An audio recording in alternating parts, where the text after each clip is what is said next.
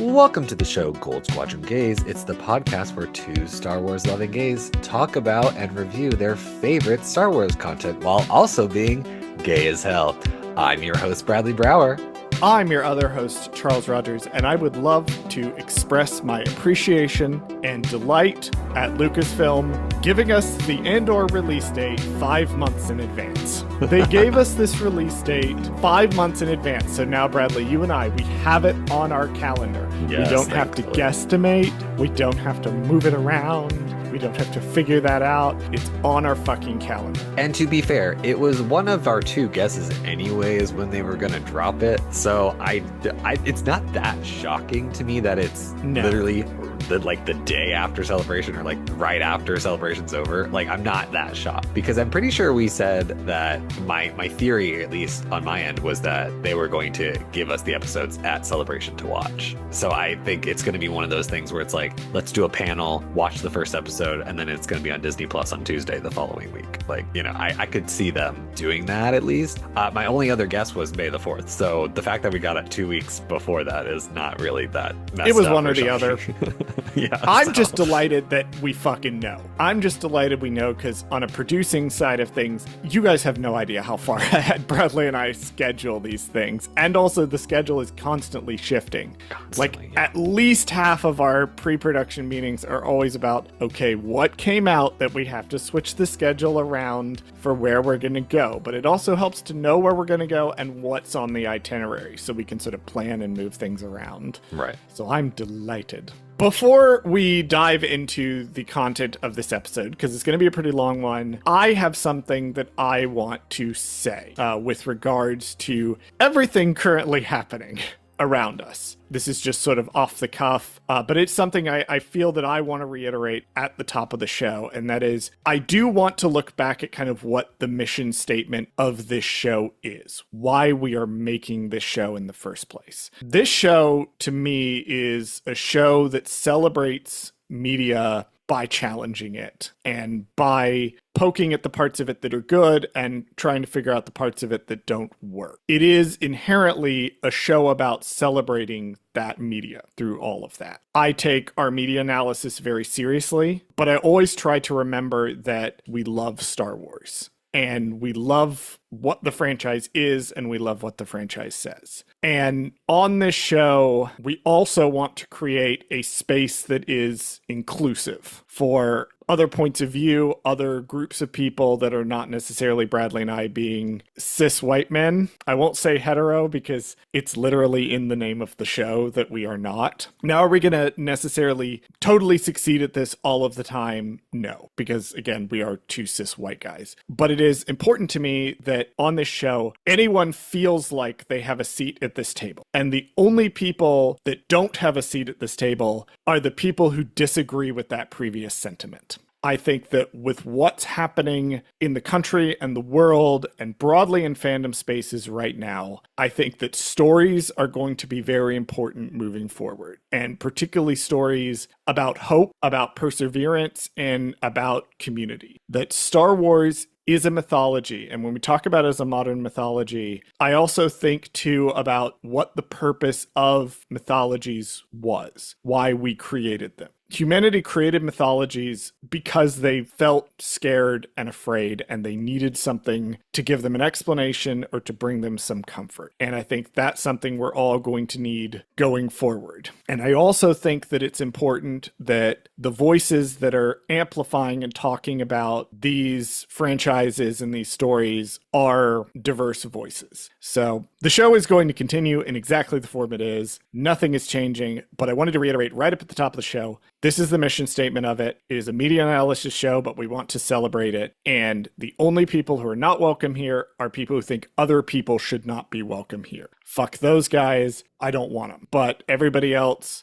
I hope that this show helps you through the next little bit of time that is coming, and we're going to continue to celebrate these stories through what we do specifically on this show, which is try to engage in some media literacy and try to understand what this media is and how we can analyze it. That was kind of off the cuff, but it was something that I felt I needed to say. Bradley, I don't know if you have anything you wanted to add to that. Keep straight men out of my Star Wars. I'm just kidding. No. I think I agree with your sentiments, and I very well said. I just think that we need to remember to stick together and just kind of keep a positive vibe, because that's all we can do, honestly. The only reason why we're here is to entertain. We're not here to do anything else but that. We truly are here to make your Monday morning better. You know, when you're driving to work and you just want something to listen to just keep your mind off anything, really. That's what entertainment is for. Entertainment is supposed to transport you to another place, to keep you in a great mindset. And so I think that's what we do. And if you need us as that outlet, continue to use us as that. You know, always use us as a positive outlook on life. We're always going to be positive. No, even if we're saying we don't like something, we always sprinkle that in with, we also love the thing we're talking about. So we are critical, but we are positive. So just keep that in mind. And yeah, just always use us as a positive light in your life, because I think that's the main thing that we need right now, is a lot more light in our lives. Yeah, I definitely think that existing as a queer person on the internet and trying to be positive and trying to celebrate the things that we love, that is something that is going to be very important moving forward. And that's what we're going to do here. That's our purpose. The gayness is literally in the name of the show, and that's not going away anytime soon. So I personally hope that as we continue to make the show, yeah, it's like Bradley said, I hope that it continues to be a space where people can come and they can celebrate the things that they love and the things that bring them joy, because we are going to need to cling to those things as we continue to fight against negativity and toxicity and bigotry, that we are going to need to hang on to those things as well. The positivity, the celebration, the community. All right, that was all I had on that.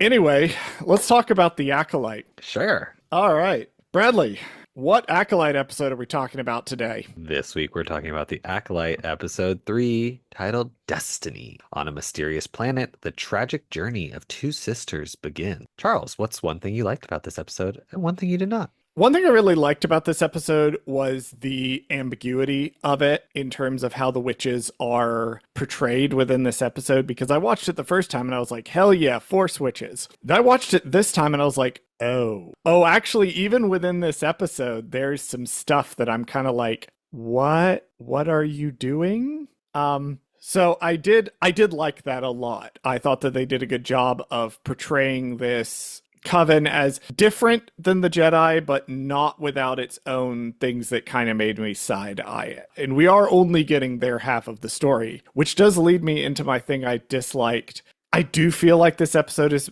half of the story. It feels like it's half of the story. And knowing, what people were saying about this episode when it came out, and then how episode 7 sort of recolored it, I'm not sure how I would do this differently, but I'm going to really struggle to talk about this episode without mentioning a lot of episode 7, because I think those are two halves of the same whole that kind of have to be taken together. And I understand why the show did this one first, and then the other one, again, it goes back to that whole mystery plot. But watching it and knowing all of the stuff that they're not telling us that provides so much context for this, it feels like parts of the story are missing from this one. I don't know whether or not there were some things they could have taken from episode 7 and kind of slipped into here, or whether or not we needed a more direct focus on Osha, because this one is more Osha's side of the story and we get more of May's side of the story in episode 7. I do think that might have been it. I think episode 7 later on couldn't really decide if it was going to be the story from May's point of view or the story from the Jedi's point of view. I think maybe this one should have been Osha and May. Like, the stuff we learn about May in episode 7, we maybe should have learned here.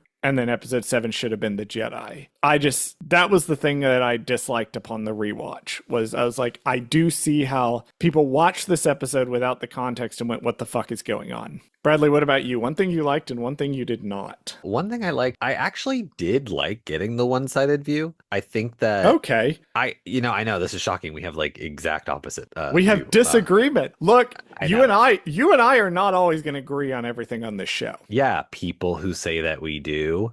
Here's the proof right here. Here's the proof. We don't always agree with each other all the time. But let me explain what I mean, though. I say that with a grain, like a tiny little grain of salt, right? So I like the one-sided view idea. Did I Okay. think that the execution was as good? I don't know. I think I'm with you on. I'm like you're convincing me that maybe there was missing information here that we should have gotten. Because even if you look at both episodes, I don't think we even still have all the information, right? I think that they left out a little too much in this one, and they didn't put the right information in the last one. It's kind of hard to explain without talking about episode 7. So maybe when we get there, we can kind of better explain it. But I did like the one-sided view. I just thought that maybe the viewpoint was not necessarily the point that we should have gotten, or maybe there was missing information or something. But I still liked the idea of it. So I'm gonna preface my like with that. What I didn't like, and this is a nitpick, honestly, I didn't like using fraternal twins as the actors for Really? identical twins in real life because You mean the fact- identical twins in the show? in the show. I'm sorry. Yes, because I know Amanda Stenberg is not a real twin. This is not a Lindsay Lohan situation, people. I understand that Amanda was a singular person and not real life twins like people thought Lindsay Lohan was from The Parent Trap. If you know, you know. I don't know. There's something about because I mean now from a viewer standpoint, I can understand why they did this only because it was like you have to keep May and Osha kind of like okay, who's who, kind of like more in your brain, like that person is that person is that. There's something about it where like I know they're real life twins. My problem is that they're clearly fraternal twins, like because they don't look exactly the same. So that just slight threw me off just slightly.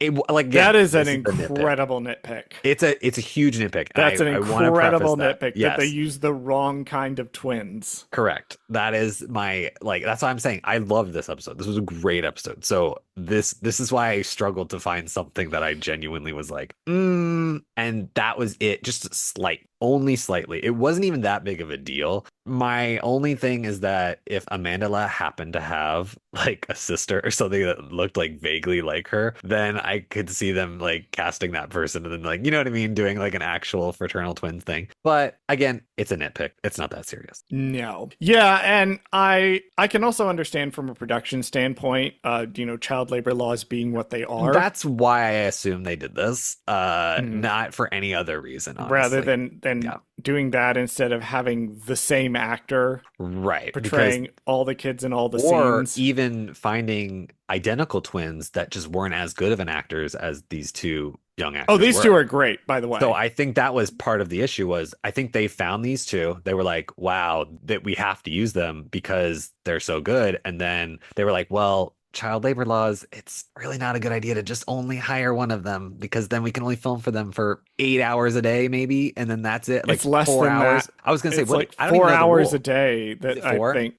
it's some very small amount of time that you are not because I imagine allowed they to could do film. like 4 and 4, so they could get a solid 8 out of Yeah, it. this But, is probably how they cast. Yeah. I would be very curious what the production of Skeleton Crew looked like. Oof. Now that you say that, I out would loud, be very curious how they produced Skeleton Crew. because we know at least 3 of them are actual children. I don't know if the alien one is an actual I child. believe or the a alien stunt. one is an actual child as well. It is? Okay. We'll probably get into that when we get into We'll get the into that when we episode get 0, into but Skeleton Crew. That is a hell of a nitpick, and we need to talk about the show. let's do it.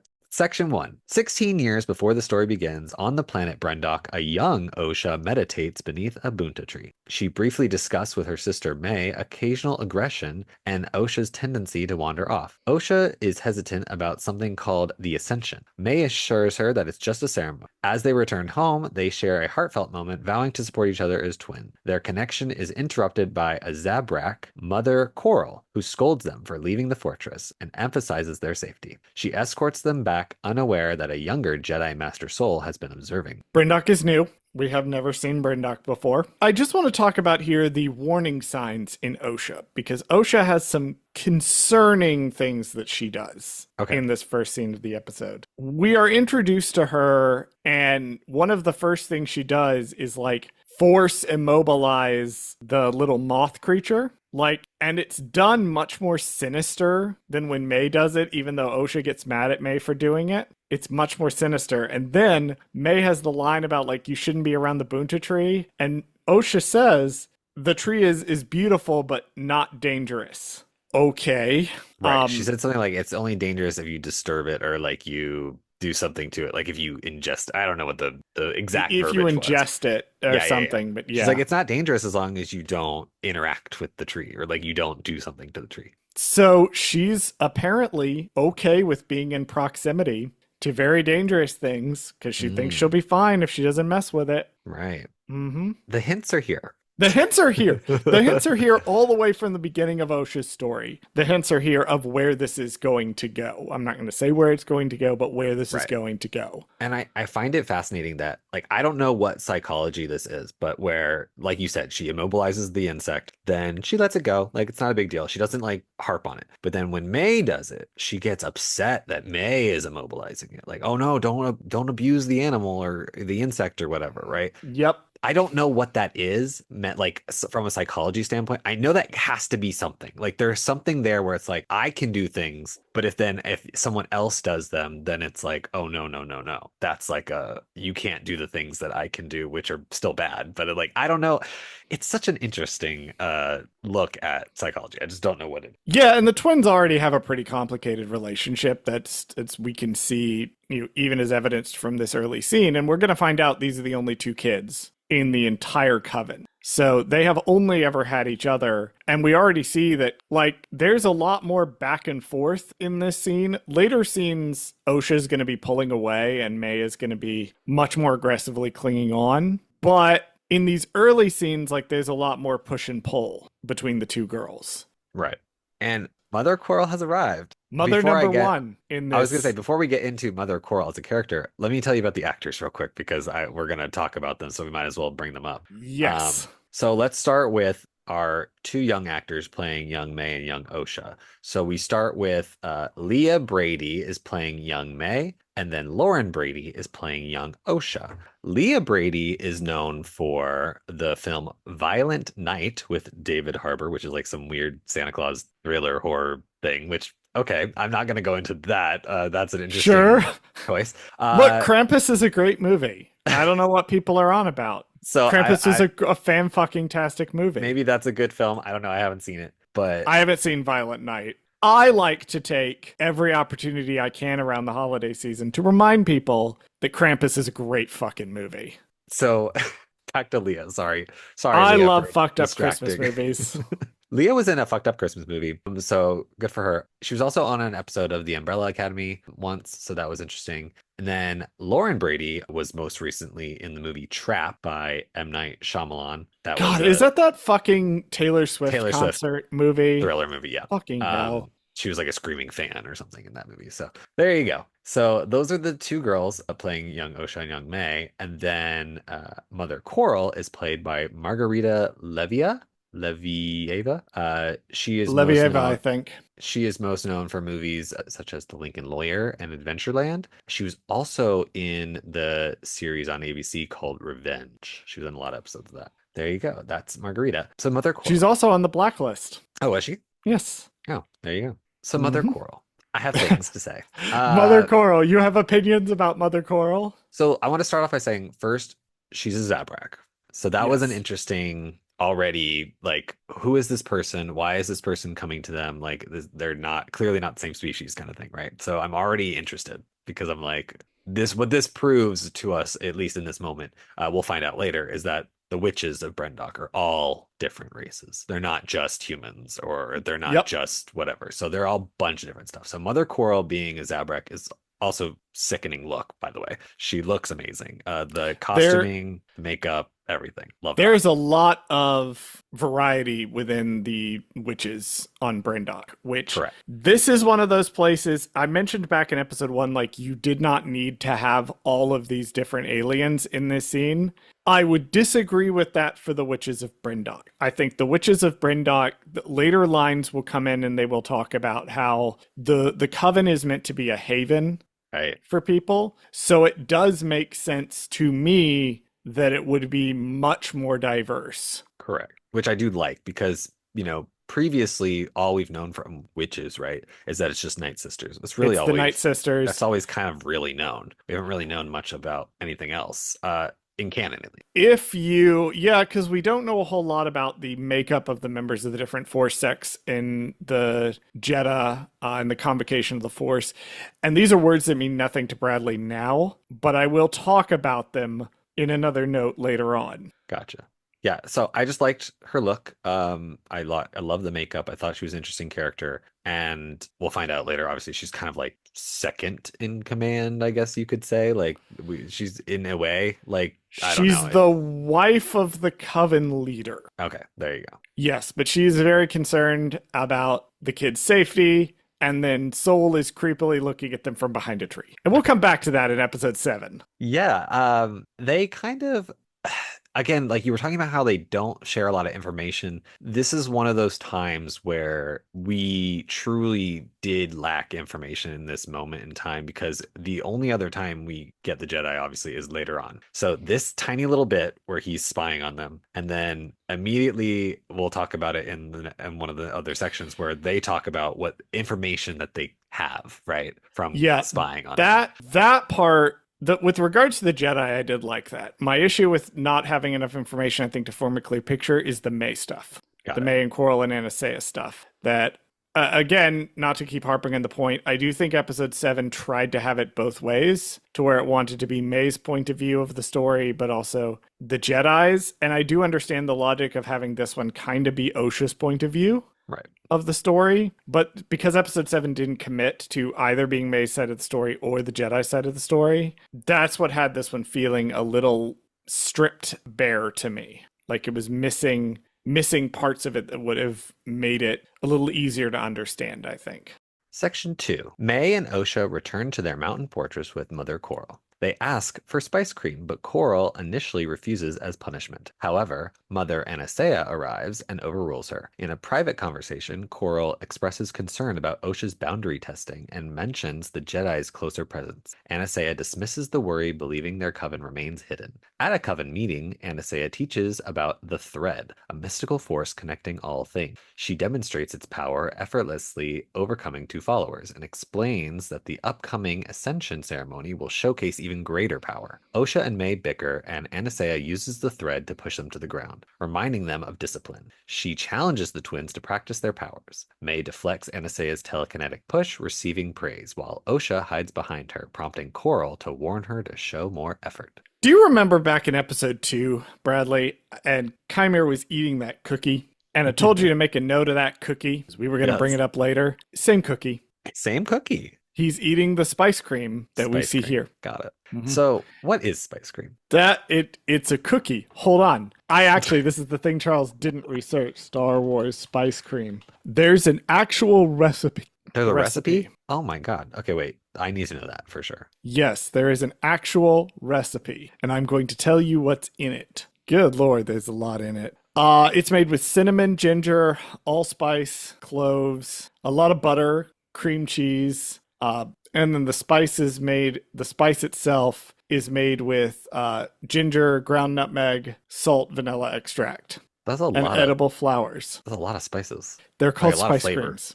They're called spice creams, Bradley. Yeah, I don't know how to explain this to you. It is a lot of spice and cream. I have never had it'll taste like a gingerbread, but I don't think so. I don't know what I was looking at the ingredients list. I don't know what the fuck this is going to look like. Okay, you know what I'm going to do? It tastes like, you're going to make it? I'm going to make it over the weekend. I'm going to go out of my way. I don't bake. I don't do any of this shit. I'm going to go out of my way to make this. And I'm going to tell you. I'm going to come back and I'm going to report. Okay. And if it's good enough, I'm going to bring it to Thanksgiving dinner. And I'm going to not tell anybody what it is. And I'm just going to... Oh, that's fucking I'm going to be like, brilliant. I made this up. It's my own family recipe that I invented. I got this recipe a long time ago. I found it on the side of the road. No, it looks. But what's weird is it's green. It crash landed here in the middle of the jungle, and then Indiana Jones found it. Did I ever tell you about that comic?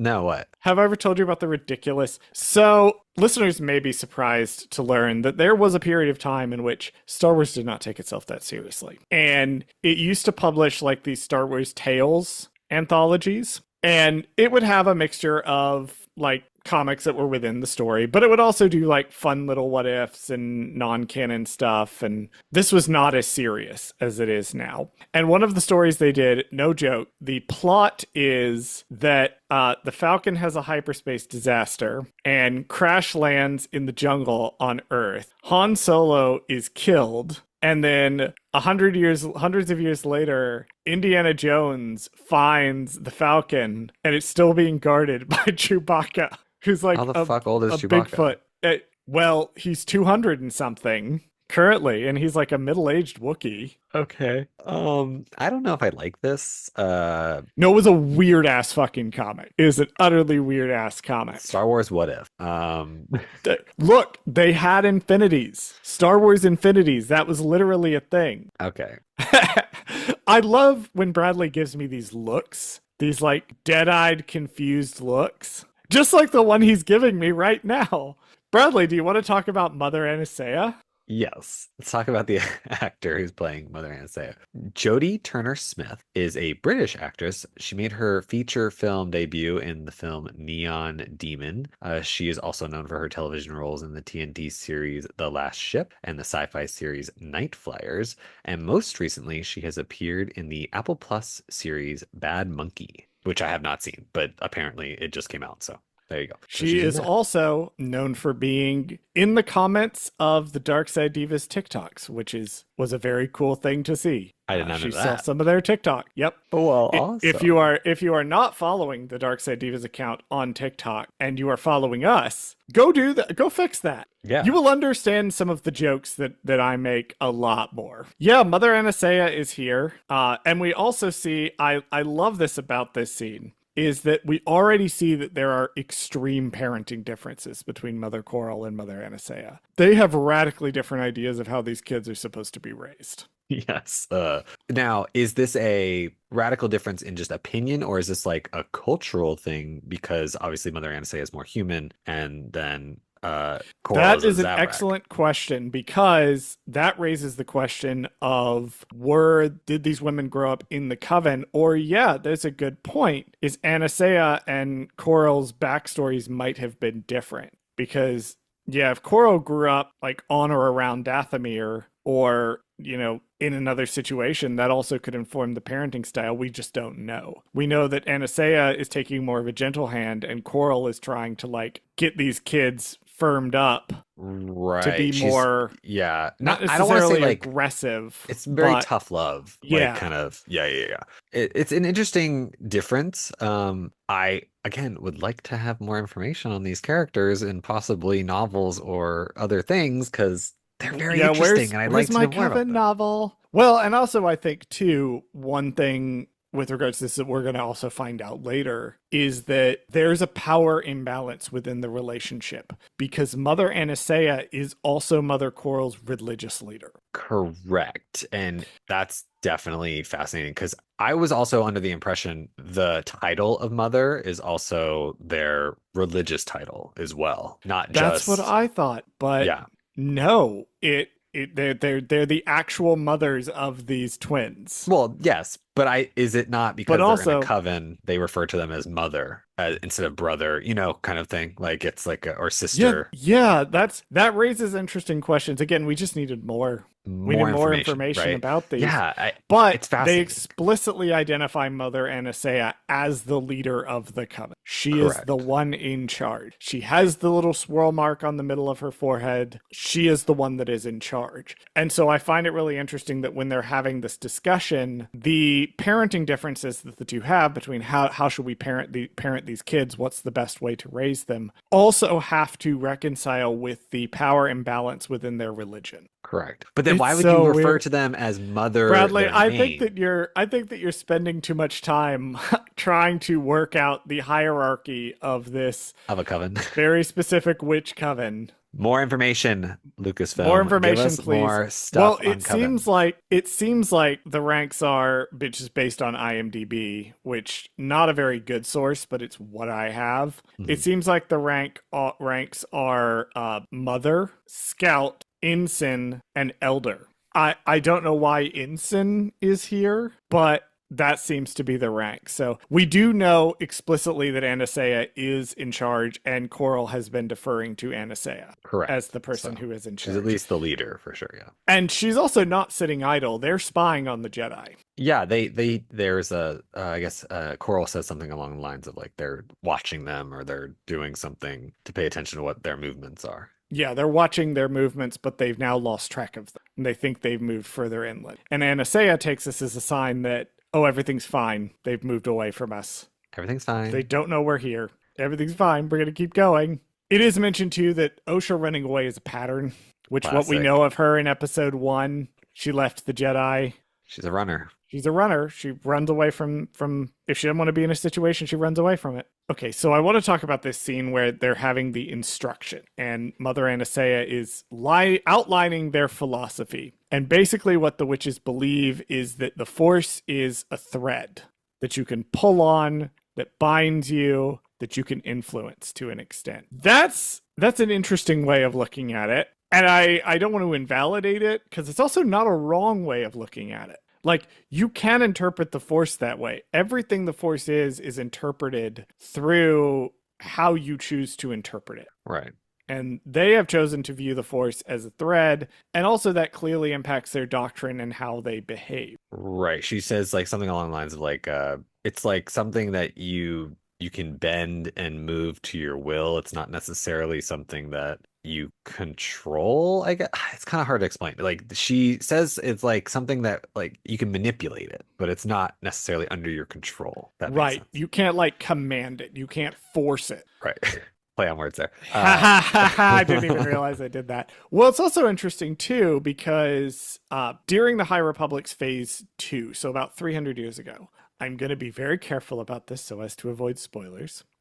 Phase 2 is very concerned with different Force religions that are not the Jedi. And one in particular is called the Path of the Open Hand. The Path of the Open Hand's teaching, its core central teaching, is basically that the Force is a butterfly effect, that the Force is a natural part of things, but to use the Force has the potential, you don't know what using the Force will do to the Force elsewhere. So the idea is, if you use the Force, for example, to heal someone's wounds, then it is entirely possible that somewhere out in the galaxy, a planet just died. So it's this idea that using the Force has consequences, pulling on the Force has consequences. I'm not saying that the Witches of Brindok are an offshoot of the Path of the Open Hand or a continuation of those beliefs, but I am saying those are real fucking familiar. And the blue iconography, the swirl iconography, real fucking familiar. Right. I'm just saying that they may be an offshoot of a descendant of the Path of the Open Hand, which is, again, very interesting to me. I mean, she does say, at one point, like they are like at a culmination of a bunch of different witches, right? So it could, in fact, that doesn't surprise me if that would be true, because it's just like maybe some witch over here took their teachings and some witch over here took her teachings, and they all kind of like, this is an amalgamation of a bunch of different Force teachings. Yeah. So, and that's how religions sort of evolve over time, is that, oftentimes there's a lot of mixing different philosophies and mixing different beliefs, and ultimately you wind up with something that's almost completely different than what you started, but you can kind of trace it back through to the origin point. So for me, if I were like studying the history of religion within the Star Wars universe,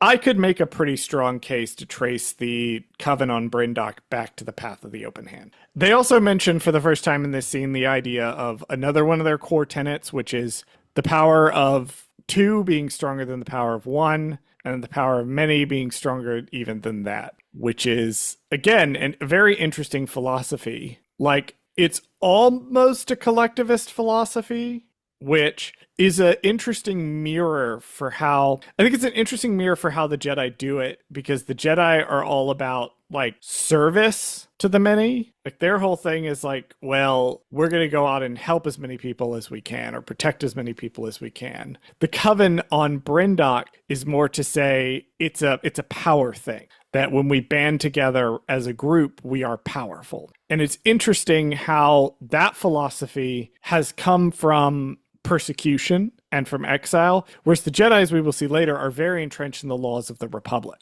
Nobody is persecuting the Jedi at this point. Right. They are wrapped up in political nonsense, but no one is telling them they are not allowed to exist or coming and trying to take their children from them. Correct. So it's interesting, too, how these different philosophies have been born out of different circumstances. Sorry, Bradley, you knew this was going to turn into a lecture on religion. I mean, you knew this was going to turn into me doing this.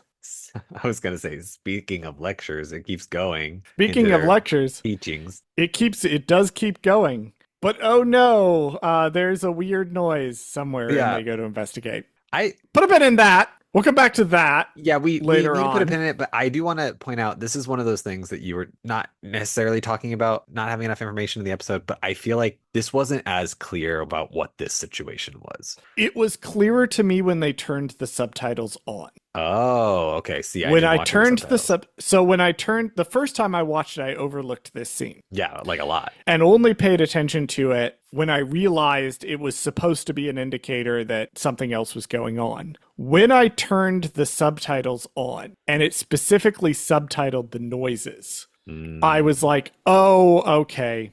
I see the more emphasis that's being placed on this moment. Because everybody kind of looks, and then Coral goes to look. But I think maybe because it's from Osha's point of view, we don't realize the severity of this. Right. That we don't realize the severity of a noise like this being abnormal. Because Coral goes out and looks at this giant generator room. That was the end of the sentence. Oh, okay. I thought you were about to say something after that. She goes and looks at the entire generator room, and that's where I thought you were. And noises may not be unexpected coming from an old generator like that. Got it. Okay, yeah. It was unclear. I think I'm sure the subtitles helped, but it was unclear. I think they should have put, I'm not trying to spoil anything in episode 7, but they probably should have put another visual cue indicator.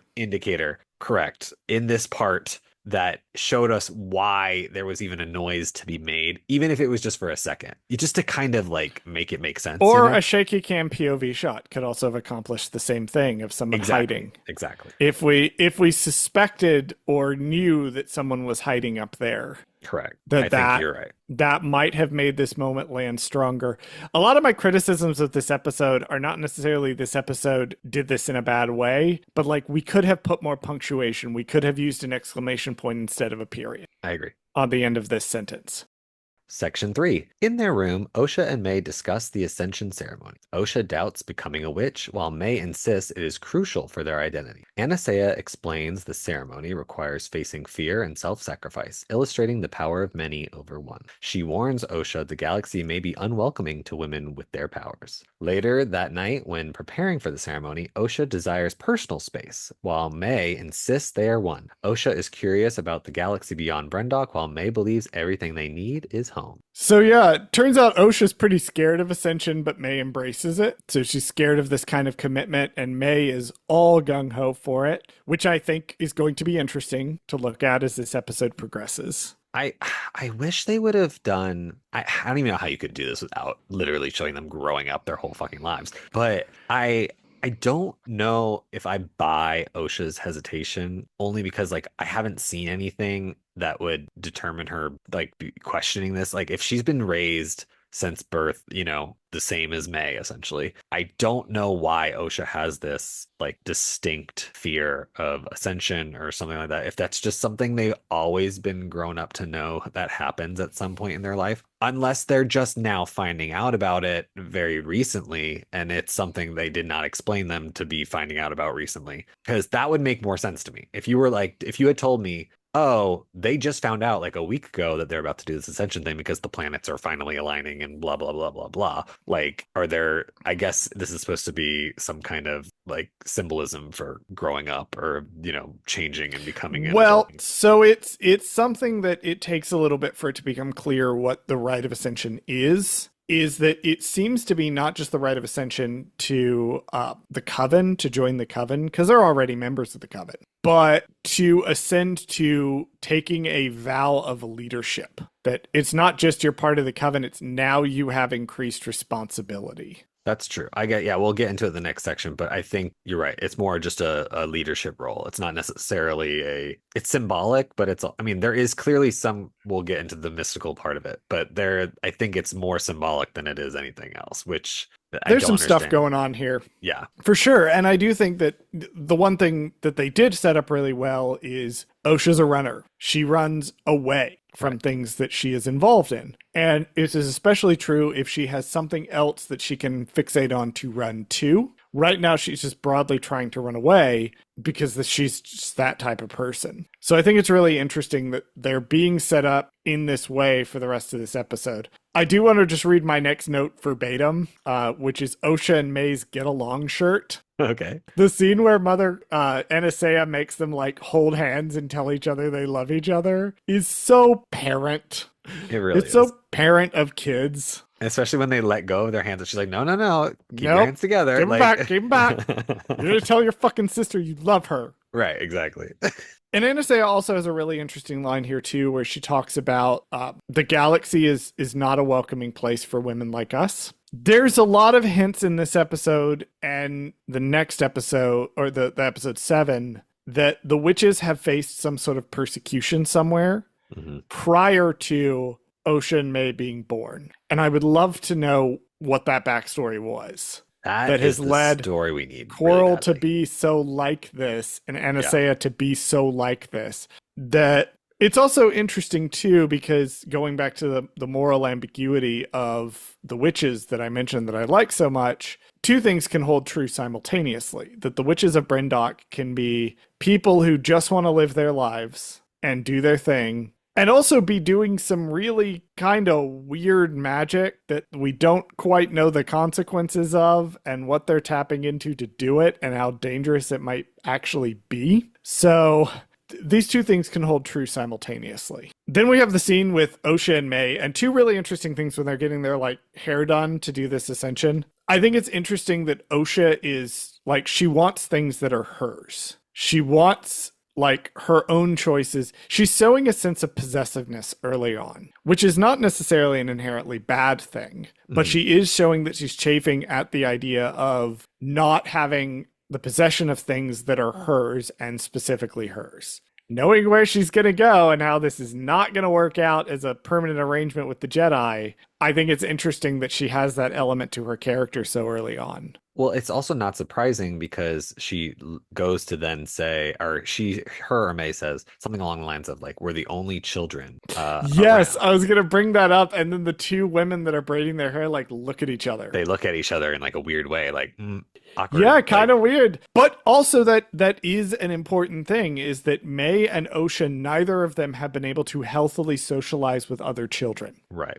Their whole entire lives. Their whole entire lives, they have just had each other. And that also lends itself to why Osha is so intent on having something different. And May is like, no, this is all I know. Like, why would I want anything else? And Osha, I think, and May are a very interesting case of where one of them is very contented with this. But we're also going to see that person is much more easy to turn hostile. Whereas Osha is constantly looking for the next thing, and that makes her vulnerable in a way too. But the tactics that the dark side has to employ on her are different, because she wants other perspectives. She wants to get out of her insular bubble, and that also makes her vulnerable. This show gets heavy at times.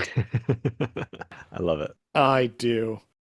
Section 4. As the twin moons align, the witches perform a ritual. They welcome Osha and May, who kneel before them. Anastasia initiates the ceremony, and the coven chants about unity and power. Through the ceremony, May gets a tattoo like Anastasia's. Before Osha can complete her part, the witches report the Jedi approaching. They hide the children as they arrive. Jedi Master Indara, with Sol, Torben, and Kelnaka, enter the courtyard. Coral accuses them of trespassing, and Indara expresses concern over the Coven's training of children, violating Republic law. Anastasia asserts that they are outside the Republic jurisdiction, and Coral denies any children being in the Coven. But Indara invites the children to step forward, and Osha introduces herself to Sol, and May joins them. Indara asks about their father, and Anastasia says they have none. Sol notices May's ascension mark. The witches begin to accuse the Jedi of taking their children, leading to a tense standoff. Sol calms the situation by showing his lightsaber to Osha, inviting her to test and train as a Jedi. Osha seeks Anastasia's permission, but Anastasia retaliates by causing Torben to gasp as his eyes turn black. She demands the Jedi leave and will release him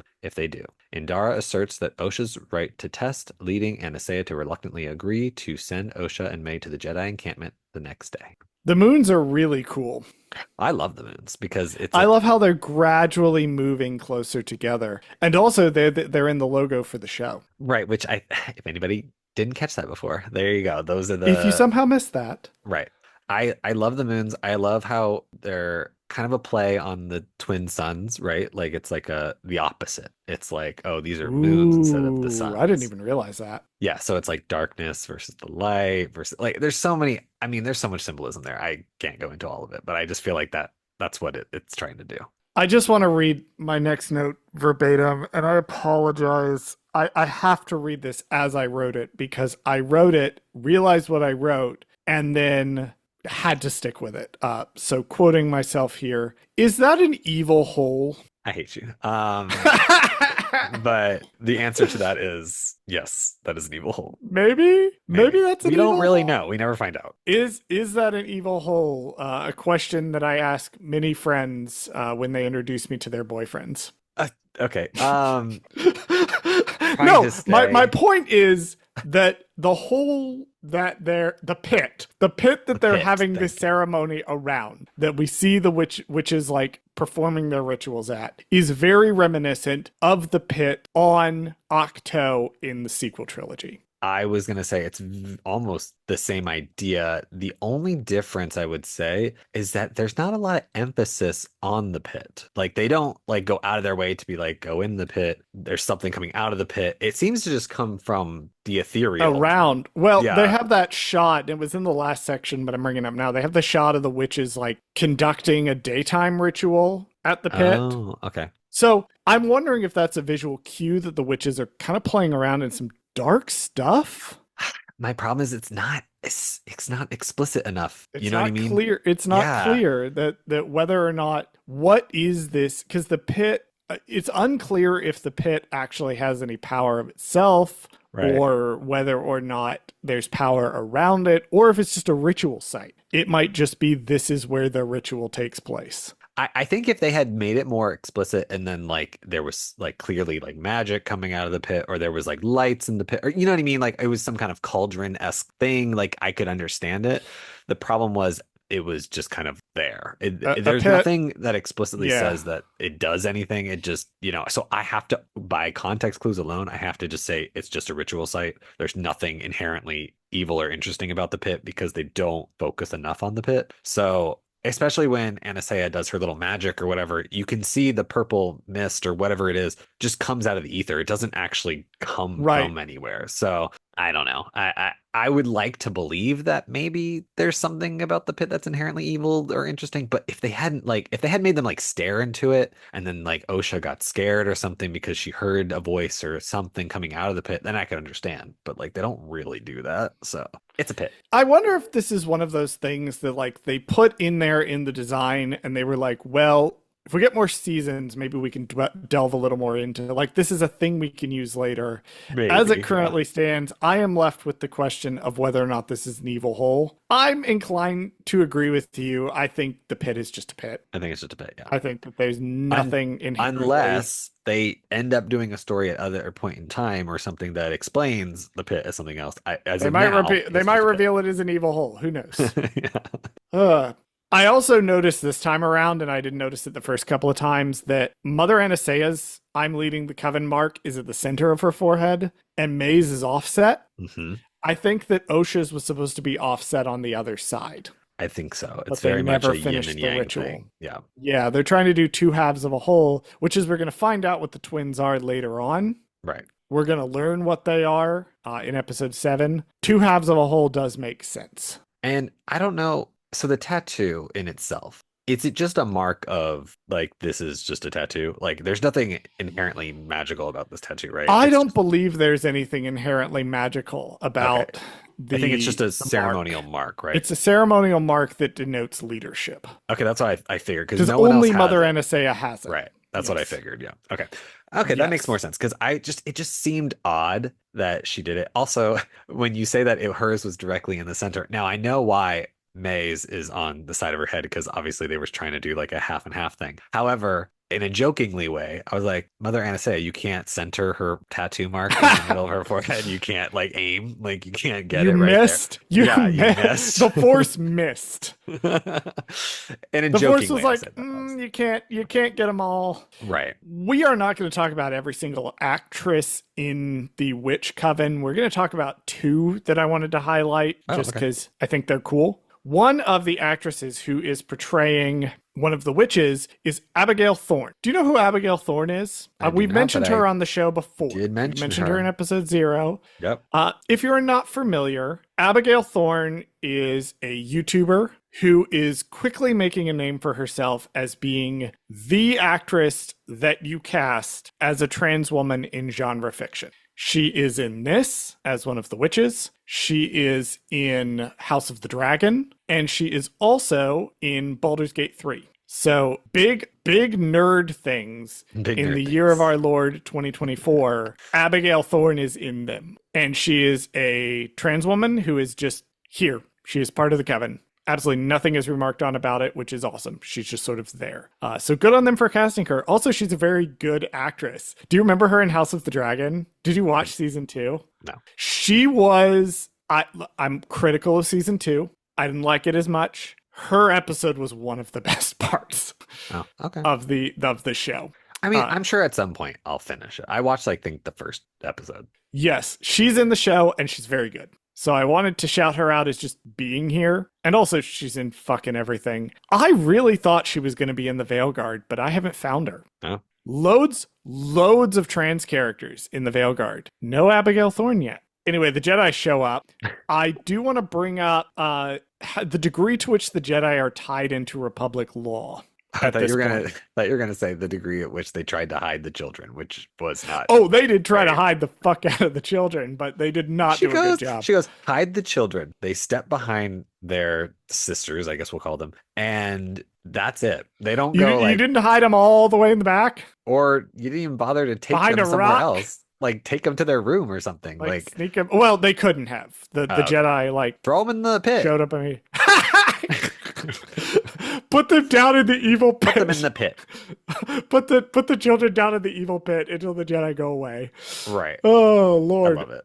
Yeah, like they don't do a good job. But the Jedi show up and they're like, "We're gonna use the Republic law allows this. The Republic law allows that." And I'm like, "Oh, okay. So already at this point, you guys are beholden to and benefiting the system of Republic law." Right, which again goes into my whole spiel about they are glorified cops, because the fact that they're just saying, oh, this is what the law says or whatever, like it's like, oof. Well, there's context and nuance to that, as we're going to learn with the Jedi episode, that the Jedi are not. It's interesting. I push back a little bit on they're glorified cops, because they're not operating on the behest of the Republic Senate. That's true. They're operating under the protection of the Republic Senate and the legalization of the Republic Senate. That the law of the Republic has it codified into law that the Jedi are allowed to do certain things under Republic law, which I think is interesting and also concerning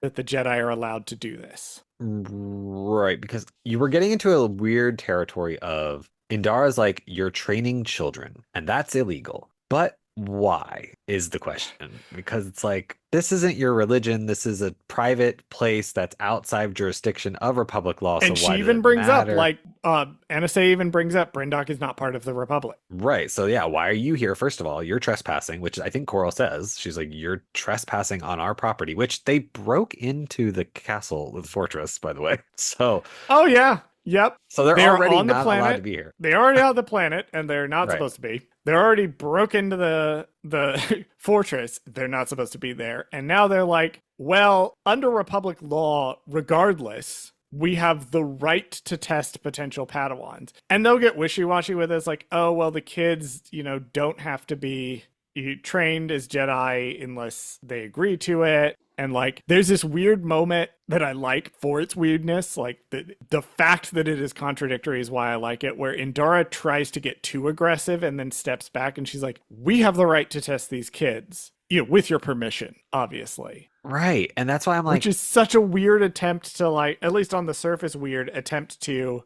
take a step back. yeah, I'm so confused about this whole entire moment because they are wishy-washy, and then the fact that Indara says that, and then Mother Anastasia immediately goes like, okay, it's fine. Like, why? Just say no. Like, why? I don't understand. They have no jurisdiction. They have, like, literally you're operating on a private planet. It doesn't make sense that Anastasia, I understand her like belief in that she wants to keep conflict down to a minimum or whatever. But then also, I think she's also conflicting with giving Osha the freedom to choose. That is exactly it. That is think that's the exactly real where the problem here. conflict of her character comes in. I even have a note about this later. Okay, is yeah. where, and I wish that scene from episode 7, the extension of the discussion scene later in the episode, had been in this episode, because that line is so good where she talks about having to choose between being a leader and being a mother. Speaking of being a mother, she does mention there was no father, which is a callback to Probably shouldn't have said that, but yeah. callback to the Phantom Menace. And There then was it's no also father. I carried him. I carried raised him. Bradley, when I tell you that people were mad about this episode, I need you wonder to why. understand that the degree to which people were mad about this episode had not been equaled and will not be. This plot point where Anastasia says that the girls had no father lit people on fucking fire. Oh, I'm sure for multiple reasons, but yes. For multiple reasons. It got nasty. Well, and people, without waiting for the context of episode 7, and this is my problem, right? I've talked about this so much on this show before, that I think the mentality of certain fans online is that when they get into watching something and they see something that they don't understand or seemingly contradicts the lore as established or seemingly contradicts the rules of the world as established, rather than wait and watch the rest of the show to see if maybe they will answer the question of the mystery, these people then go to twitter.com or reddit.com or Facebook and make long fucking threads about how the lore is ruined now and the woke agenda is trying to kill Star Wars. And I'm like, no, maybe, hear me out, maybe if we watch the next 5 episodes of the show, they will explain it to us. Now, do I think they necessarily explain it to us in a totally clear way? Not necessarily. And they have clarified some stuff outside of the show. yeah. But my thing is, just because you see this one line that seems to contradict things that were established prior does not mean that it won't be explained or there isn't an adequate explanation. Calm down. Also, I don't think it does. Because I think here's the thing. If you look at, I mean, we'll talk about it in the next scene because she actually says something along the lines of like, I carried the twins or whatever. I don't love the fact that, first of all, Space Jesus is the end all be all to everything. Anakin is not necessarily like the end all be all to all lore and everything, right? Like, let's just get that out of the way, first of all. Second of all, I think the problem here is that the implication of 2 women creating a child versus a crusty old man creating a child with, wait a minute, an alien crusty old man, which I'm pretty sure that's what I'm so is the glad first you've time. been paying attention to my Plagueis ranting. Okay, because I don't understand why people are mad, because if you were mad about, you weren't mad about a crusty old man and a crusty old alien man creating a boy out of nothing, Space Jesus, and then now you're mad about 2 women creating two female babies out of nothing, and like that's even worse somehow. I look, I'm not gonna get into all that because I think it's stupid and No. it's bad faith argument, but Oh, for sure. it's just silly. And honestly, it's space magic. Who the fuck cares, honestly, at the end of the day? If you're in a conversation with someone and they bring up these points, let me arm you with a couple of counterpoints. Number one, the fact that weird Force shit happened here doesn't negate the specialness of Anakin's birth. So we'll start there. Right. Number two, again, your same point. You can make the argument this is basically just the same thing as what Plagueis and Palpatine allegedly did in Legends. Right. Point number three, and this is probably my favorite, nowhere is it indicated whatsoever in Legends that 100% we know Plagueis and Palpatine's weird Force manipulations created Anakin. Palpatine just kind of sees Anakin, finds out he has no dad, and goes, well, shit, we must have created this kid. That's what happens in Legends. And even George Lucas himself had said that he had ultimately wanted to leave it up to interpretation, that he wanted this to be something that was open to the audience to interpret. And so, yeah, I agree with your point that it's significantly more complicated, and a lot of the arguments that were made about this moment here and also with the additional context, you have to be careful which arguments are being made in bad faith, that are wanting to find a reason to dislike the lesbian space witches, and so they've latched onto this, as opposed to genuine confusion about what this moment means, the implications. And like, again, we may have learned later on, or there may be indications that what Anastasia did leads to Plagueis. Like, that was clearly, not to spoil episode 8, that was clearly where this was supposed to go. That what she has done, the weird stuff now, is supposed to play into that. But we have tangented on that. We need to come back to this scene that we're currently looking at. Yeah. In which it is mentioned that the Jedi do not take children. This is accurate to canon. Okay. In Legends, it's a little more nebulous. In canon, they have bent over backwards. Even Lucas, right? In the Clone Wars, we have the Children of the Force episode, or the Children of the Force arc. Even that makes clear that, like, the Jedi do not take babies. And we've talked about before the complexities of that is, one, they leave the kids with the parents for a while. They don't come collect them until they're, older. A little more than just babies. Right. But also they do so with parental consent. That is complicated because, kids are displaying these terrifying magical powers, and these people show up and say, well, your kid is destined to be to greatness, so we need to take him. Or, hey, are you really in a position to be raising a kid with magic powers? Right.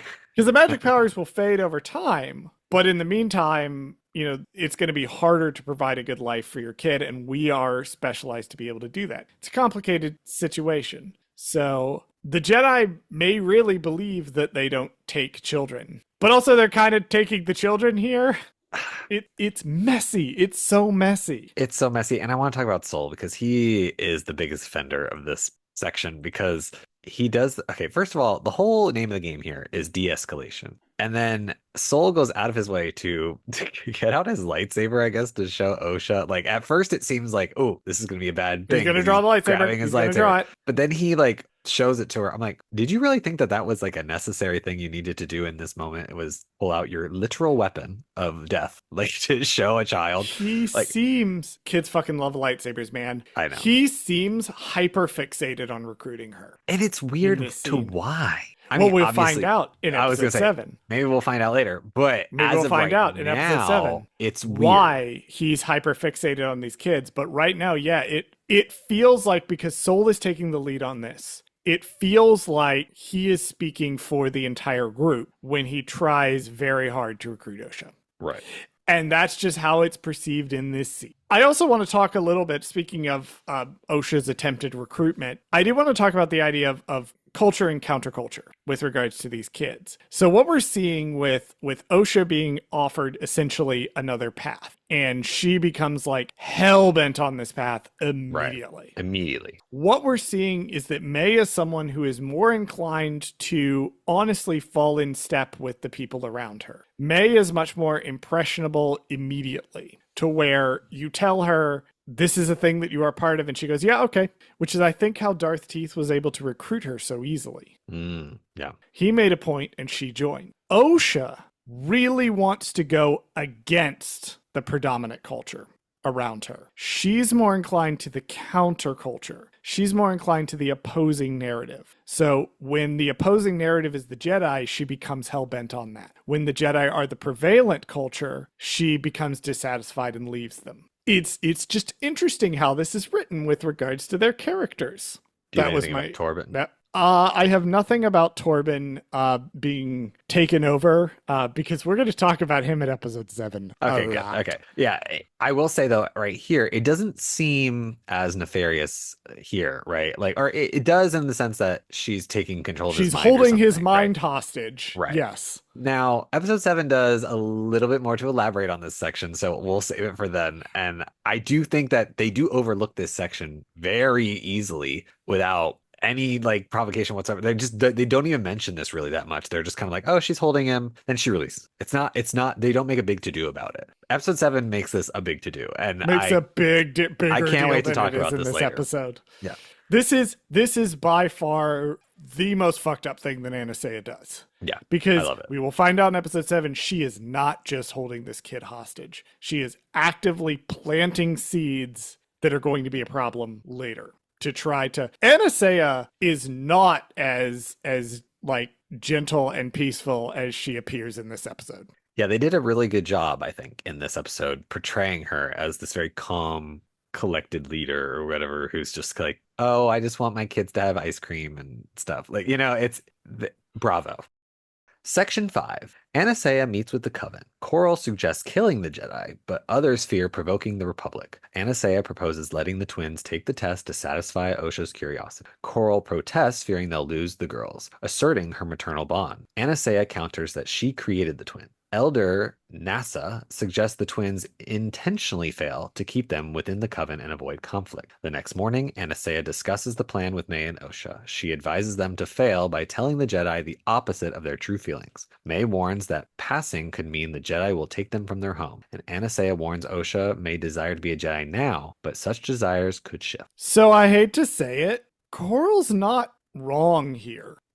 Okay. She's coming off, because of the way it's written, and intentionally so, I think, as much more aggressive. But the things that she's saying are true. That, like, the Jedi are going to take the girls away. That there is concern if the Jedi find out how the girls were created. Which, yes, also, this is the point in which Anastasia does say that she created the twin. What does that mean? We don't know. We have to keep watching, so hopefully it will give us some clarity. I do like, though, that Coral says I carried them, though. Like, that's where I thought that this was interesting, because this is where people got mad that obviously two lesbians made a obviously they lesbian spaced space magicked these babies. I do find it interesting, though, that Coral was the womb, essentially, right? She said that I carried them, but then she was the actual one who was pregnant and gave birth to the girls, and Anastasia did something. We don't know. We don't quite know what. Right.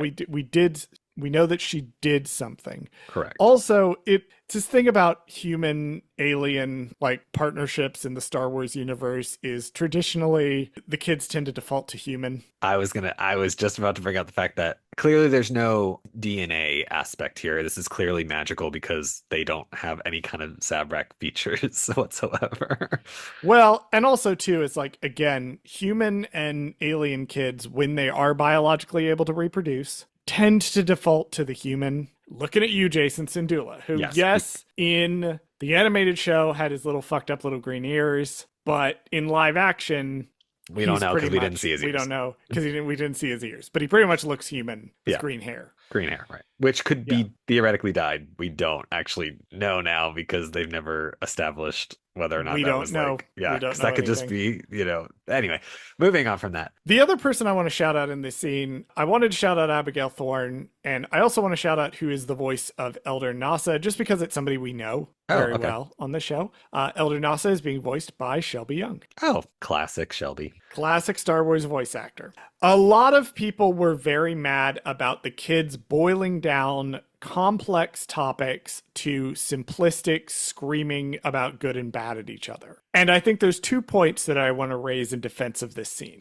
Point number 1, they are literal children. They are screaming at each other stupid nonsense like children do. These lines are not being placed in the mouths of adults. They're being placed in the mouths of 8-year-old children. Number 2, I think that's kind of the point. I think that the kids are trying to boil these moralities down to a base good and evil. Because that's what kids do. Kids don't understand nuance to that extent yet. They don't understand moral grayness to that extent yet. Whereas Mother Anastasia clearly does when she has her fantastic fucking line about this is about power and those who are allowed to use it. Like, she understands the situation, but the kids don't. And they can't be made to understand because, one, they're not old enough necessarily to really grasp some of these themes. They prefer good and evil narratives. But also, two, as you correctly pointed out earlier, they don't have a lot of context that the adults in the Coven have.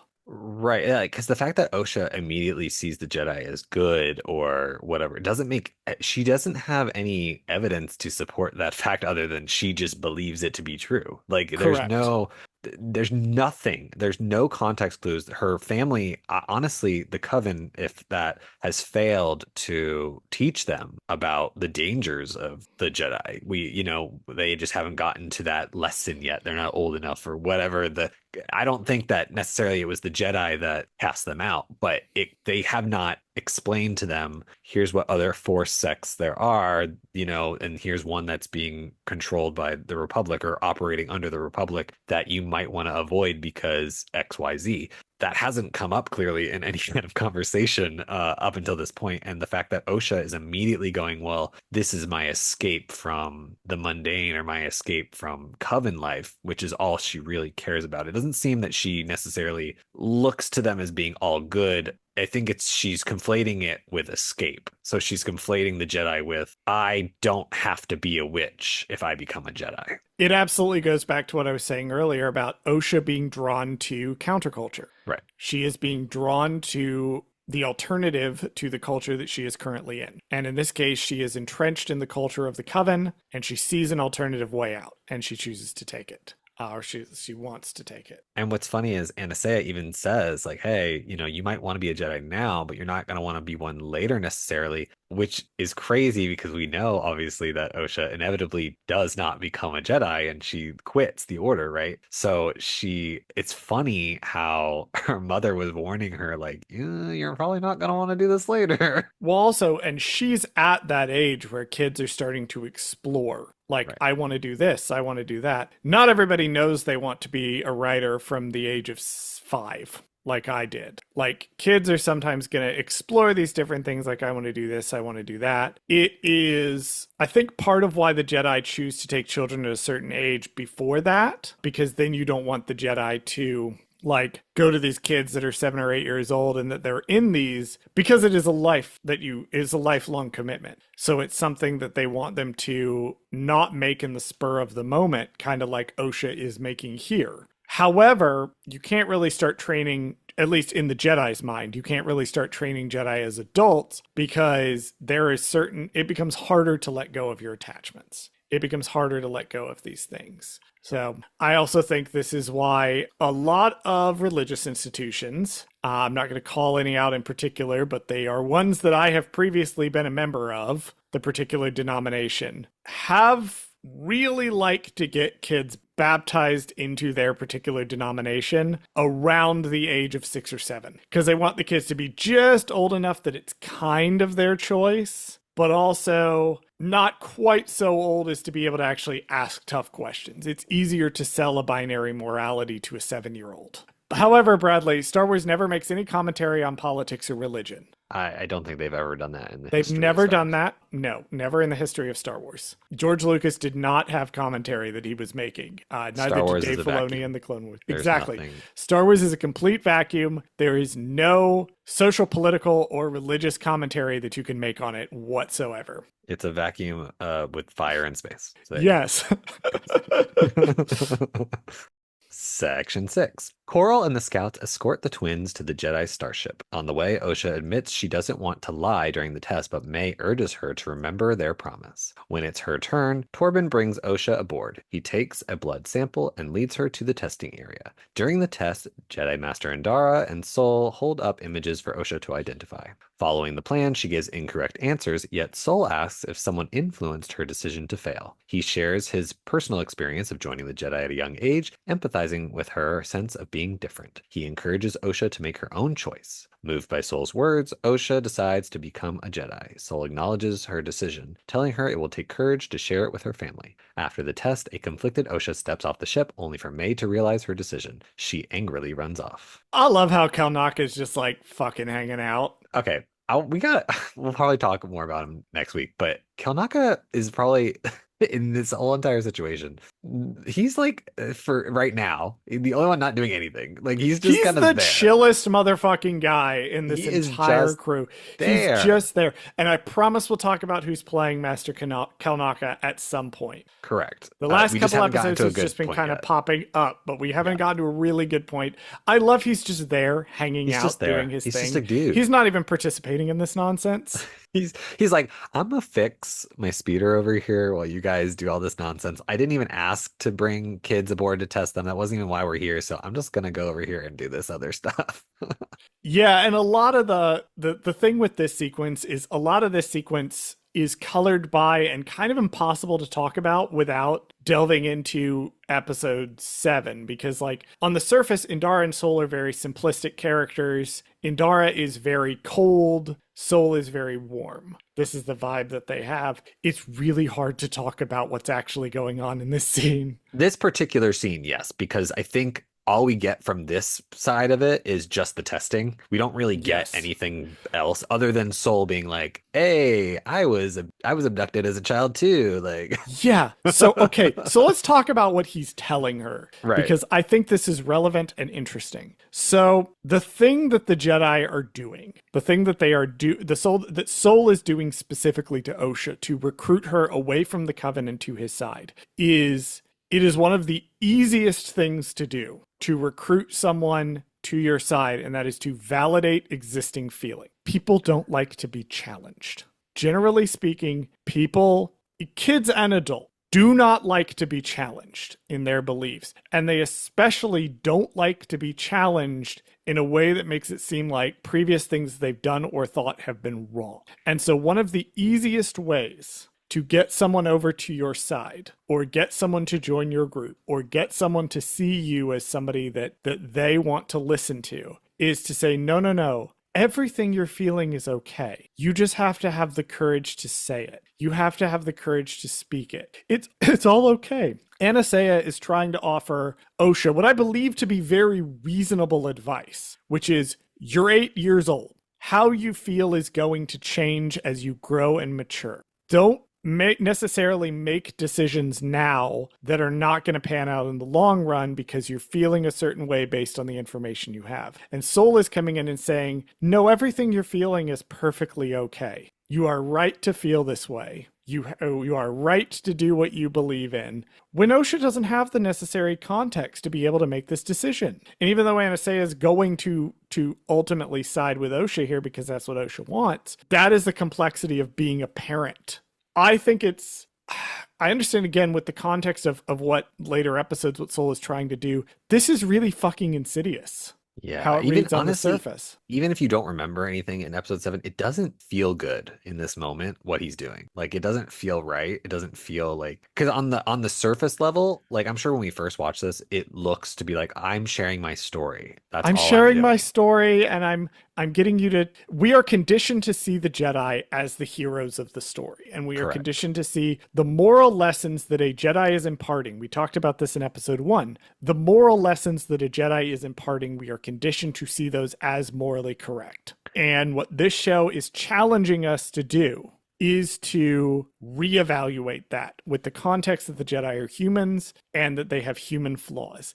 There was a lot of discussion around the show about whether or not it was pro-Jedi or anti-Jedi. And there was a lot of very loud vocal arguing online between people who see the Jedi as unimpeachable and can do no wrong versus people who are like, fuck the Jedi, they are an insane cult running around. And where the show wants to challenge you is to take them with nuance and perspective and context in a way that I think even people outside the show struggled to do. This, be wary. That's what all I'm going to say to my audience. Be wary of anyone who comes to you and says, I'm never going to challenge this. Everything you think is correct. Never reevaluate that. And you go by that feeling and let that operate your belief system. Be very skeptical of anyone who has that vibe, and especially be skeptical of anyone who then proceeds to follow that with joining my in-group to oppose other groups is the way to continue to feel validated. Be real fucking skeptical of that. That's all I'm gonna say here. Section 7. That night, Osha confronts the Coven, confessing her desire to become a Jedi and explore the galaxy. May angrily accuses Osha of breaking her promise. Osha apologizes to Anastasia, who reassures her that destiny is her choice. Aware she may never see her family again, Osha tearfully affirms her decision to be a Jedi. Later that night, May confronts Osha, determined to stop her. She snatches her journal and locks Osha in her room and sets a fire. Trapped, Osha escapes into a corridor where she hears the witches scream. She spots May running up the generator stairs, and the generator explodes, separating them. As Sol arrives, May reveals their mother's death, and Osha asks what she's done, but May throws the question back at her. The walkway collapses, and May falls into the chasm. Sol rescues Osha before she falls herself. Guiding her through the smoke-filled halls littered with fallen witches, they flee through the courtyard where Osha sees Anastasia's body. Sol pulls her away as the fortress engulfs in flames. So we've already talked a little bit about Anastasia's conflict between being a leader and being a mother that really shines through in this scene, and we'll also see the continuation of this scene later on in episode 7, which I really wish had been here to give a little bit more resolution to this particular angle of it. But Anastasia does say something very interesting, which is fear should not make this decision, you should. Bless her, she's still trying to get Osha to think for a minute. God, I am not a parent. Bradley, you are also, as far as I'm aware, not a parent. Thankfully. It just seems like a fucking hard job, man. Yeah, it's like, why would you ever want to have to constantly worry about what another physical being is making decisions about that you're blood related to? And also, you're responsible for that. It's yes, exactly. Looking at Anastasia in this episode and the conflict she has to deal with makes me even more appreciative than I already am of parents and how difficult it is to be a parent, especially at the intersection of religion and politics in the way that Anastasia is. That shit's hard, man, and she's doing the best she can. May shows up and she's weirdly acting aggressive. Yeah, she's again, a little... we're missing context. Yeah, she's... But it looks like she's got this crazy eye turn where something in her is snapped. However, even though she does say hyperbolically she's going to kill her sister, which Correct. Again, they are 8. I do want to point out that the last we see of May, she is setting the journal on fire. Correct. We don't see May again till she's running up the catwalk. The next thing we know, the door's on fire. Right, which I found interesting and this May time when I watched it. Right. Because we don't know. We don't know what happened after May set the journal on fire. Yeah, anyway. It cuts. It's really interesting how they edited it together, but yeah. A lot of people were mad about this. The theme of this episode, Bradley, is a lot of people were mad about this. Because a lot of people did not understand how stone can burn. You know what's funny? Is I also, in the context of just this moment, I did have that question in the back of my mind when I was watching this episode. I was like, I was like, isn't the whole castle or whatever made of stone? And then the fire spreads very quickly. There's clearly an accelerant here of some kind, because I imagine that yes, stone on its own probably wouldn't burn. That's correct. So here's the difference, right, between what you're saying to me and what I saw online. Cinema Sins is a fucking blight. Actually, no. Let me roll that back. The state of modern discussion of the writing and plot structure of TV shows is a blight. Cinema Sins is the archdemon. That is a Dragon Age the Veilguard reference that you will not get, but some people will get it. The Cinema Sins is the cause and the driving force behind this mentality. I lay it at their feet. Broadly, I also lay it at the feet of mid-2000s internet critics like that guy with the glasses network. I have a lot of problems with amateur criticism in the 2000s. We don't have time to get into it, but it's specifically this Cinema Sins mentality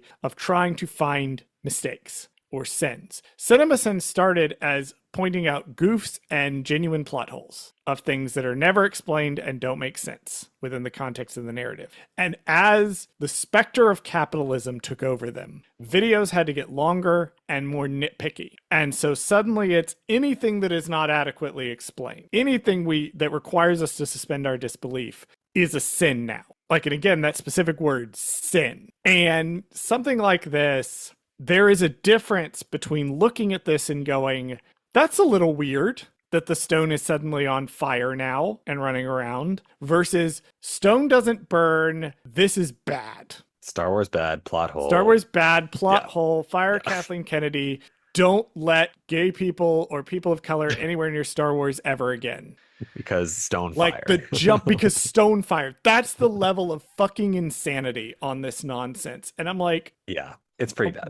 One, if we keep watching the show, it might tell us. It does. It literally tells you in episode 7. Like, so it literally shows you with your eyeballs how this fire started. Why the door specifically is on fire. But also, on top of that, this is not as big of a deal in the story to warrant this kind of response. Yeah, it is kind of odd. Like, it's just fire was set. We don't know fire the details. Was set. That's all we need to know. Burning. Right. Like, that's what we need to know for the plot to continue and the story that they are telling to continue. No narrative is going to be without flaw because writers are inevitably human and allowances have to be made. Some things you just gotta let go. Fortunately, this is not one of those things because they will tell us visually how this fire started. Correct. How this went from burning the journal to it's in the motherfucking walls. And they will also tell us how it made it to the generator in the same way. Like, it's the same explanation that we will get. But that was my rant on the door burning. Okay. That people were mad about. I didn't realize until I watched this with the subtitles on that OSHA hears the witches all scream in unison. I think what happened was I had paused it for some reason at this moment. And then when I rewound it like 30 seconds, and whenever you do that, the subtitles automatically will come on for like 15 seconds, and so I heard it say witches scream or something like that I read it as witches scream in the unison, and I was like, oh, I didn't realize that the first time that she heard them all scream. She heard them all scream, so we'll come back to that. Yeah, she all hears them screaming in unison. May does tell when they have their encounter on the bridge. May does tell OSHA that everyone is dead. Yep. And then May drops, and then Soul is right there. Take note of that we don't see Soul run up. It's shot reverse shotting them on the bridge, and then we get a wide shot, and Soul is just kind of there. He's trying. There, yeah. We see what looks like him trying to grab May, and then he's able to grab OSHA. Anyway, my final note for this section is that's a lot of corpses. They run past a lot of dead bodies all of a sudden. A lot of dead bodies. And, you're like, huh, that's weird. Wonder how that happened. Because they're not, I want it to be also known, if you pay close attention, none of the bodies are burned. They're not like, the fire hasn't really gotten to the room yet. It's around them, but it hasn't like been in the room, or like nothing is burned in the room, right? It's like, it's destroyed in the sense that there's like a lot of debris everywhere, but there's no like burn marks on anybody. There's nothing. So it's not the fire that has killed them, which is, I think, a very important small detail that we forget, I think, in this moment, because if you remember to previous episodes, OSHA says, my sister set a fire that killed my family. The fire killed my family is what she says. Also, would love to note here a couple of things. Anasaya's outside, and Soul won't let OSHA near Anasaya. I wonder Which in why. this moment seems like the entire building is on fire and he's trying to get her away. But just take note of the fact that Soul really does not want Osha to examine Anastasia at all. Right. Take note of this. Weird. Wonder why. Weird. Yeah. That's all I had for that That's section also because all I really, had. we can't really talk more about that section until Nope. the We next got it. We got to move time. on. Section 8. Osha awakens on the Jedi starship. Sol reassures her with Indara and Torben nearby. Sol explains that they're en route to Coruscant. He gently reveals that May started the fire, destroying the Coven and killing everyone, including their mother. Sol insists that there's nothing left. He offers to train her as his Padawan, promising protection. Later, it's revealed May has survived. Alone on Brendok, she stands before the Boonta tree. Yeah, Soul really tosses May under the bus here. Oh, he obliterates her character in this one moment, like Mhm. just But straight up. But I will also point out that I don't think Soul ever directly says that May killed Anastasia. I think Correct. he just lets Osha assume that that May killed Anastasia. Right. I think the problem is he just says that the fire, right? He kind of puts emphasis on the fire. I don't think he puts a lot of emphasis on literally anything else that happens.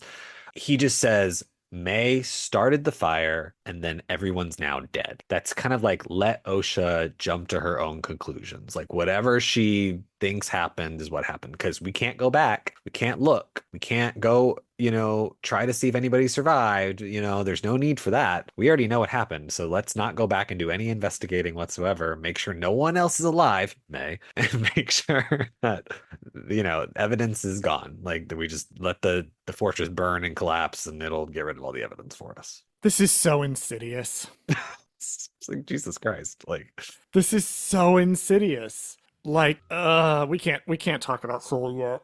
I know I cannot talk about it's Soul really yet. you gotta be very like liberal with what you're saying. Like because you're just kind of like, he doesn't all we can say really is that he's very loose with what He's he's playing saying. real fast and loose with what he's saying and what he's Correct. letting Osha assume. And also surprise May is still alive. Which I don't know why I guess we kind of already knew that, but it's kind of like also But we weird because knew that. we saw her fall and then we see that she's just at the tree. So we don't know how she survives. We just know that We she don't falls. know yet. Yeah. We know she Maybe falls. we should We keep know she watching the survives. show and they will Yep. tell us Hopefully. how she managed to survive and get out. So Charles, would you like to know who wrote and directed this episode? I would love to know who wrote and directed this episode, Bradley. So this episode was written by Jasmine Lornoy, I think that's how you say it, and Eileen Shim, and it was directed by Kogonada. I think that's how you say it. Kogonada. It's one word. Kogonada. Yeah, it's all one word. I have no information on any of them because when I looked it do. up, I didn't really know anything. So yeah, please tell us. So Eileen Shim is a producer on The Acolyte, and she is also a producer on House of the Dragon Okay. for 18 Makes sense. episodes. Mostly has done some writing in the past. Most known for writing 2 episodes of House of the Dragon. Wrote The Lord of the Tides, which is the infamous Daemon decapitates that dude in the middle of the throne room episode. Sure. I don't remember that at all. You don't I don't remember? remember anything from the show. Also wrote season 2, episode 6, but hasn't done a whole lot of writing. Some stuff, mostly known for writing 26 episodes of the TV show Light as a Feather. Jasmine Flournoy, this is Jasmine's first ever writing credit. Oh, They're a staff writer on 7 of the episodes that are not this one. Also a writer on episode 7. makes sense. But this is one of those cases where the pipeline actually seems to have worked because Jasmine went from writer's office production assistant to a writer's PA to a writer's assistant and now is a staff writer. Kogonada has directed a whole bunch of weird shit that I have never seen before, including Columbus, Pachinko, After Yang, and A Big, Bold, Beautiful Journey. Literally nothing on his IMDb that I recognize at all, but he has directed quite a few things. Now, what are your final thoughts on this episode? My final thoughts are I think this was a good starting point. I think it's interesting. They're definitely leaving out a lot of details. So I'm curious to find out what those details are. Also, would be curious to.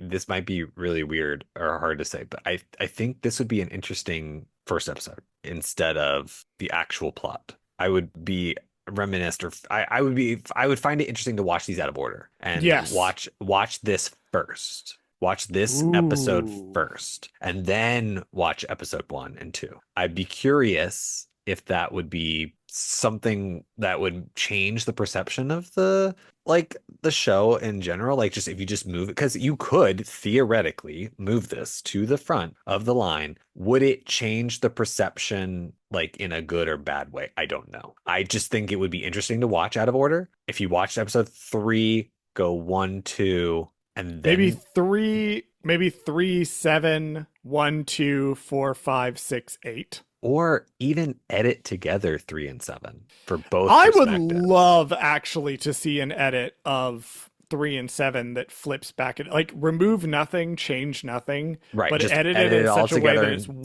sequential order. long Mhm. Brendock movie. Oh, that would be so cool to watch. And then you watch that whole entire movie before the rest of the show. So you watch all of it. You watch the entire sequence of events up until the very end, I and don't then know. you watch episode 1. Structurally, I think that'd be interesting. I do structurally understand why they're revealing these things at this point, because I've also No, for talked sure. about this being a murder mystery for the witches. Right. Well, I just mean And like on your second or third viewing. At I second feel or like third this- viewing. Oh yeah, 100%. I might actually do that. I might I actually think watch it would be this a out of fun order and see project. Yeah. if I can trace some of this more. The show is so well structured.